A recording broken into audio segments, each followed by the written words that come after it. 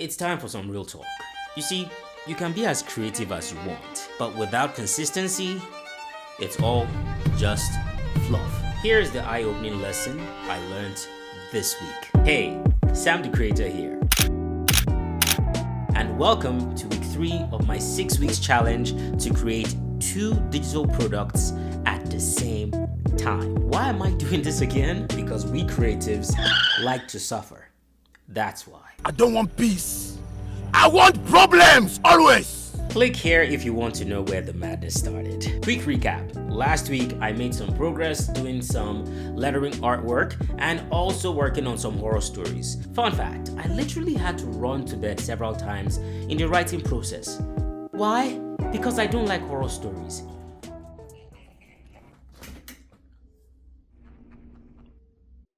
I'm going to bed. You know I don't like horror stories. I know I don't like horror stories.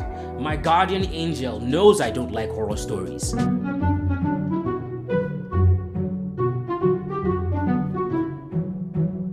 But, like I said, we creatives like to suffer. So, here's where things stand now. Cover design for the books, done-ish. Website, still working on that. Energy levels, not so great. Right now, I'm just struggling with so many commitments with my time, attention, energy, and honestly, the excitement from week 1 is faded. Week 2 was a grind. I mean, we all know. This is hard. This is hard. If you didn't know, you can catch it right here. But this week, it hit me differently. I was struggling with tiredness, overwhelm, clashing and crazy schedules, lack of motivation. I started asking myself, why am I doing this again? Why does this suddenly feel so hard? And then it hit me that I was making the same mistake that I had made in the past when embarking on a project like this. I was expecting creativity to carry me through, for my passion to fuel the entire process till the end, instead of focusing on the reality that consistency is actually the only thing that will get me to the finish line. Not my passion, and certainly not talent. I mean, I've always had talent. I have always prided myself in being a creative person. People have been calling me creative and cute since before I even realized it. I've been drawing since I was 5, acting since I was 8, and telling stories since forever. My friends used to say, "You're so talented. You act, you sing, you write, you draw, you speak well. What can you not do?" Damn! And of course I was like, Aw, stop it. of course. I loved it. Now, even though that passion, that fire is what makes me start a project, it doesn't usually sustain me. It wasn't a reliable source of push. Once life started lifing, I was done for. Bruh. Can you relate? You know, you start a project and before you know it, things start getting kind of woozy. And to make matters worse, you're dealing with real consequences now. Like you can go broke, you can lose time, you can lose money, you can lose momentum, you can lose precious opportunities if something doesn't work out. The stakes feel higher now, and you realize that every idea comes with a to-do list. I'm talking long to-do lists. I'm talking a misguided trip to Walmart receipt long kind of to-do list. And the worst part, distractions. What? Distractions, like social media, friends, and the craziest one, the distraction of other ideas that are knocking around in your head trying to come out at the same time. Oh boy. I started realizing that every idea comes with its own processes. It comes with its own distractions as well. Things that will be fighting on the top spot of your priority list. The bigger the idea, the more the distractions that want to steal your focus. Right now, I've got so many things pulling at my attention. I'm talking client work, my own personal projects, messages, emails, social media, other shiny and seemingly more exciting ideas. And that's when it hit me. I was beginning to slip into inconsistency again. I wasn't being consistent with my priority. It's never enough to say that, oh, this project is important. You have to fight to prove that it is important, to keep it at the top of your priorities and the many things on your to-do list. Other responsibilities were demanding my time, which is fair. But if I don't actively protect this as my top priority, it will never happen. I'll keep losing momentum and eventually abandon this project again. So I had to restructure my routine. And here's the real mindset shift. Consistency isn't just about willpower.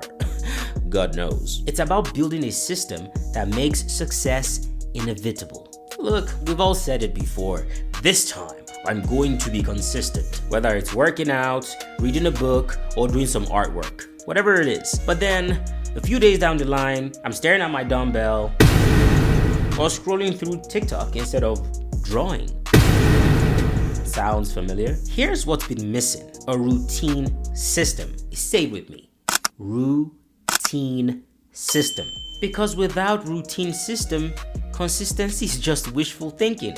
Now, just to mention it, we all know routines determine your habits and your habits determine your lifestyle. And your lifestyle pretty much determines your destiny or success. Think about it. So in my own case, I had to rebuild my routine system in such a way that it would allow for me to successfully finish this project. For example, I decided I was going to write every morning, edit videos every afternoon, and refine my website or my artwork every night. Speaking of artwork, I finally got the artwork ready for typography therapy. Actually, I have 3 options. So option A, option B, option C. Tell me, which one do you prefer? A, B, or C? Let me know in the comments. Now, speaking about my system looks more like this. In the mornings, I write for an hour. In the afternoon, I edit videos for 2 hours. And in the evenings, I work on the website or some art for at least an hour. Now, this small routine shift made a huge difference for me because if you don't work the system won't work. However, there was now the matter of sticking with the system. Did I stick to the system every day? If I hear, nope, nada, never, you wanna keep me? I totally could not. And here's where the secret, the real secret, or the secret within my secret of staying consistent with a routine system comes in. I got you, homie. And I promise you, if you try it, it's gonna be a game changer for you as well in your creative journey or in life generally. Now, this is what I call the ideal, the better, and the good system. Oh my God! Wow! It's not just enough to have a routine or a system to follow the routine, because sometimes you just don't feel like it. There are days that are going to be harder to follow it than others. Now, instead of just saying, if I don't write for 2 hours, I failed for the day, I do something like this. If I write for 2 hours, that's ideal. Better, if I can't do ideal, I write for an hour. And then good, if I can't write for an hour, I write for 30 minutes, or even if it's a paragraph.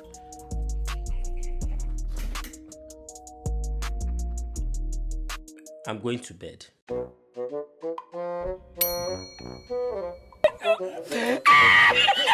What this does for me is that it ensures that I'm staying on track more often than not. I don't feel like a failure even if I don't hit the 2-hour mark, because there are times that you just don't feel like it, but you still want to push the needle forward. So even if I hit only a good level, I don't feel like I'm failing. I feel like I'm still doing something to push the needle forward. So even in your personal life, when your creative endeavors, if you are not able to do the ideal stuff, you know that there is still grace for you to do a better version. And even if you can't do that, there is a place for you to do a good version. And good is simply you doing something, no matter how small. So if I can write for 2 hours, I am writing a paragraph. If I can draw for an hour, I am doing a random sketch or picking out the colors I want to use, or just doing something about my artwork. Or if I'm not editing a video, I'm picking out the songs I might want to use for the video. Whatever it is I can do, even if it's just for 30 minutes or for 5 minutes, and sometimes this snowballs into 25 minutes or 30 minutes or even an hour. There are many variations to this. Some people call it the 5-minute rule, some people call it the 1-minute rule, some people even call it the 5-second rule.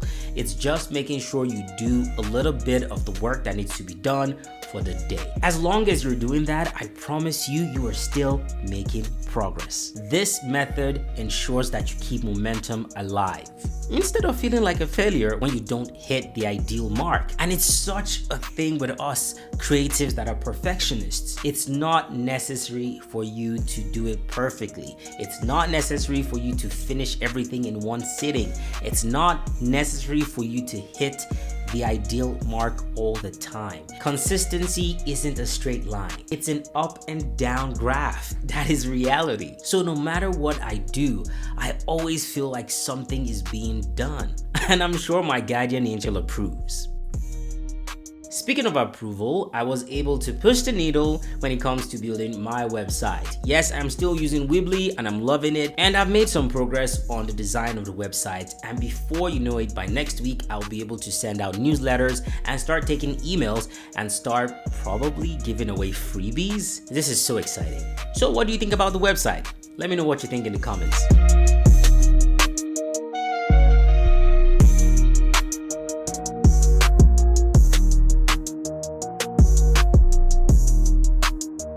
Consistency isn't exciting, but it's the thing you need to get to the finish line. It's what determines success. It is the way you become persistent, because persistence and consistency beat talent, creativity, motivation, inspiration. All that is inconsistent. So, although consistency isn't fun all the time, if you keep showing up, you definitely will see progress. Now I want to hear from you. What's your take? What do you struggle with? What are the things that get in your way? Is it life? Is it social media? Is it family time? Is it other ideas that take your attention when you get on a project? Trust me, I've been there. So let me know in the comment section and I will respond. I always love to do that. And what part of this do you find most useful or most value?